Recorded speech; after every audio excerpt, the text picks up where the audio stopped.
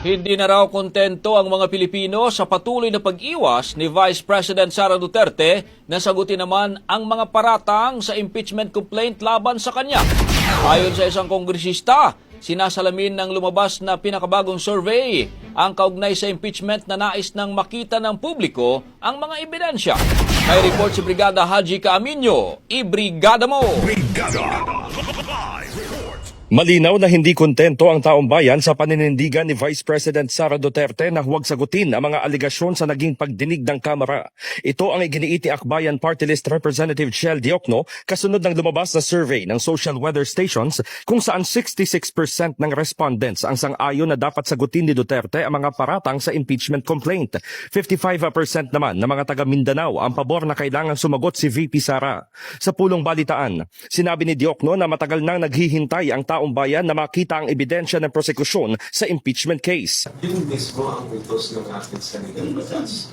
Kapag dumating yung verified complaint na may firma ng one-third ng members ng House, yan ay ituturing na articles of impeachment at agad-agad kailangan magkaroon na ng trial. Pag sinabi natin trial, ang ibig sabihin nun ay yung mismo paghaharap ng ebidensya, pag-upo ng mga testigo, para malaman natin kung ano ba talaga ang kaso. Hindi lang sa impeachment kasi hindi lang naman ang mga senators ang nagbuhusga.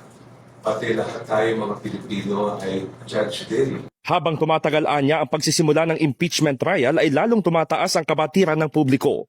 Naniniwala rin si Diokno na wala na dapat mangyaring debate sa pagko-convene ng 20th Congress kung sisimulan na ang paglilitis. And I think it's about time that there be more transparency. Kasi ang pinag-usapan naman natin dito, hindi pera ng isang mga tao lang, pera ng buong bansa yan.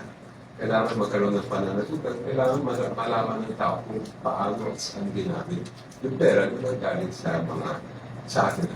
Samantala, muli namang nanindigan si Manila 6th District Representative Bienvenido Abante Jr. na hindi minadali ang desisyon na maghain ng impeachment complaint laban sa pangalawang Pangulo.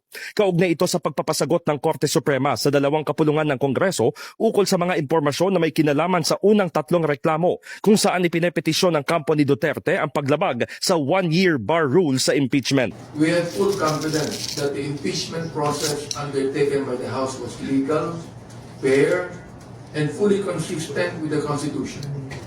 This was not a baseless complaint. It was the result of extensive investigation and evidence that cannot simply be ignored. The decision to file impeachment charges was not rushed. Hindi po minadali ito. So over 215 members of the House signed the articles of impeachment. A clear reflection of the majority's belief that any official, even a vice president, must be held accountable if they violate the public's trust. In the heart of changing lives, ako si Brigada Haji Caaminio ng 105.1 Brigada News FM Manila, the Music and News Authority.